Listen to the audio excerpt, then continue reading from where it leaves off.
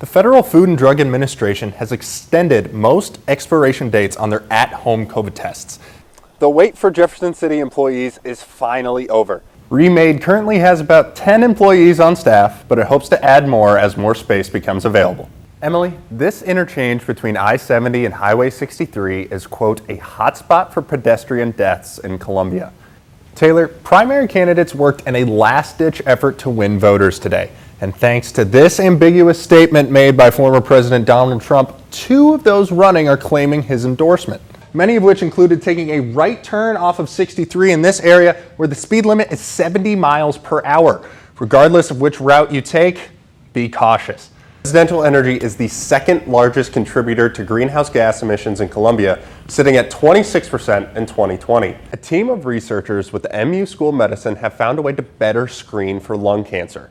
Find out if you qualify for financial assistance or to find more tips on how to lower your energy bill, visit KOMU.com. We are back live here at Tolton High School, KOMU's Friday Night Fever, week number 9. You know, these Tolton Trailblazers and one of the most impressive teams in mid-Missouri this season, joined now by KOMU8's Shaun Carier. Shaun, you're very tall for one thing. For another, apropos of nothing, Tolton's the smallest football program in the city of Columbia, but you're here to tell us how they've been able to compete at such a high level.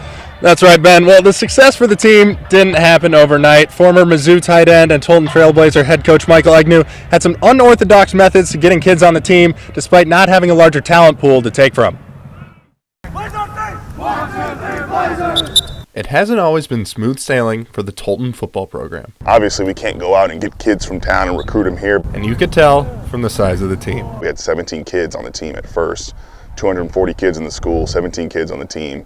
That was 4 years ago, and Coach Michael Agnew has gotten creative in recruiting more talent. But what we do is we go into our own hallways and try and get the kids that we think have the appropriate size or talent, and we try and get those kids to come out for football. And the hallway hunting, it's working. We have multiple seniors this year. Carson Hinkie, Jake Horschmeyer, some of these guys that never played football before in their life are now on the team, you know, starters. 50 kids total, which is great numbers for us this year. But perhaps the best strategy has been borrowing players from other sports. You know, both James and Cameron Lee, those guys are basketball players. They're converted to football. The baseball team, Jake Ryan, our starting quarterback, he was playing baseball. We got him to come out and play football. Running back was a baseball player. James Lee didn't necessarily struggle with the transition into football. I always really played like football when I was younger. So like in the backyard and stuff, so I was still playing football. But yeah, my main sport was basketball. Lee still looks like he's playing in a backyard, being a key component to Tolton's 6-2 season so far, and he has his eyes set on the playoffs. I think we're one of those teams that can actually win districts and go on to state. Coach Agnew's first season, he had 0 wins, 1 his second year, 5 his third, and has already passed that mark this year. That was the goal, you know. I think every coach should have that in mind. Like, hey, where is the program when you became the coach, and where is it now?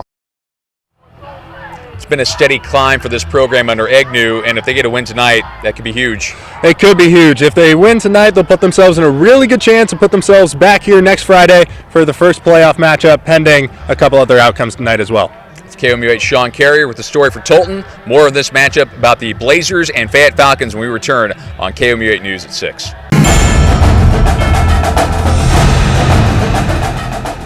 Welcome back. I'll tell you, one new face on the Mizzou women's basketball team just transferred in because of more than just basketball. KOMU8's Shaun Carier has the story of this new Tiger and her unusual incentive to come to Mizzou.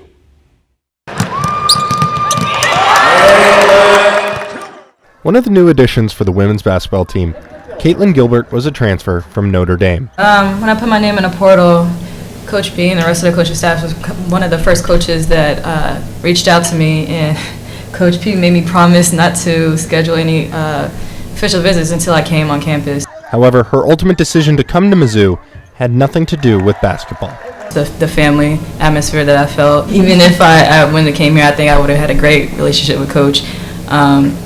She just always, like from day one, told me how proud she was of me.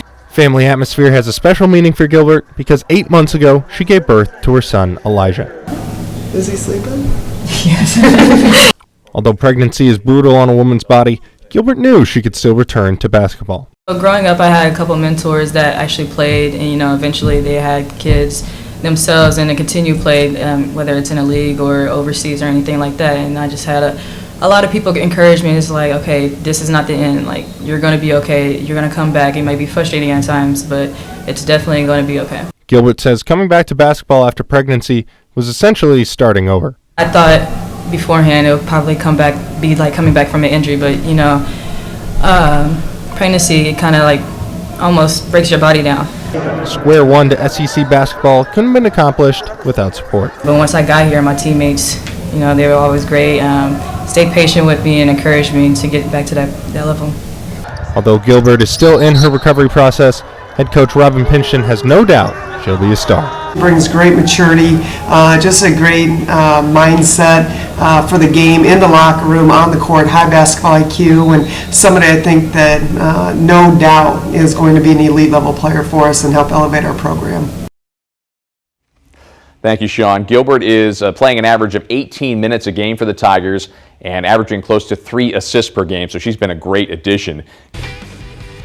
It was put up or pack up for Mizzou football this afternoon. A win means a bowl game for the Tigers, and a loss means that this season is over.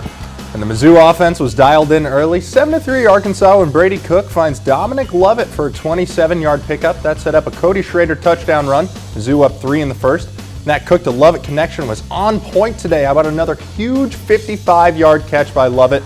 And after using his arm to get there, Cook capitalizes with his legs. 9 yards into the end zone for the first play of the second quarter. Mizzou now up 17-7. Arkansas climbed back into it. KJ Jefferson hits Raheem Sanders for an 8-yard touchdown to give the Razorbacks a 21-20 halftime lead. But the Tigers offense didn't back down. Luther Burton makes a defender miss and runs it in for 6. A missed 2-point conversion made it 26-21 Mizzou, and defense did what it does best, tackling teams behind the change. Christian Williams with one of Mizzou's 7 sacks on the day. Mizzou takes back the borderline trophy. Here's Coach Drinkwitz after the game. We signed up for a 12-round fight, and this is round 12. And everything we'd worked for, January, bleachers in the summer, 2-a-days, nothing had defeated us, and we weren't letting the 12th round defeat us either. Mizzou volleyball traveled south to take on Mississippi State tonight. Jordan Iliff sends the spike wide, giving Mississippi State the early lead, but they would win the second set on this miss attempt by the Bulldogs. But this little blooper would drop, giving Mississippi State the win. Mizzou drops this match 3-1. Now, Columbia College men's basketball is looking for its third win in 4 games tonight against Bellevue. The duo of Colin Parker and Tony Burks led the way. The Cougars down 2 until Parker drives in for the score. Tied at 2 now. Columbia College trailing by 2, but Parker ties the score back up at 6 with another nice move inside. He finished with 17 points tonight. Burks dominated the game tonight. He gets his own rebound and puts it back for 2. Burks had 41 points. That's over half of Columbia College's points. The Cougars win this one 71-61. And the Blues looking to bounce back tonight against the Tampa Bay Lightning. Early in the first, a tricky play off the wall would land on Braden Point's stick, and he puts this one home on the backhand, and it would be just 28 seconds later in the first period that the puck finds Alex Killorn's stick. And the Lightning scored 3 in the first 10 minutes. A comeback effort was made, though, by the Blues. Pavel Buchnevich puts this one 5-hole on Andrei Vasilevsky to make it 3-1 in the first. However, the Lightning still lead this game 4-2 in the third period. And that's sports.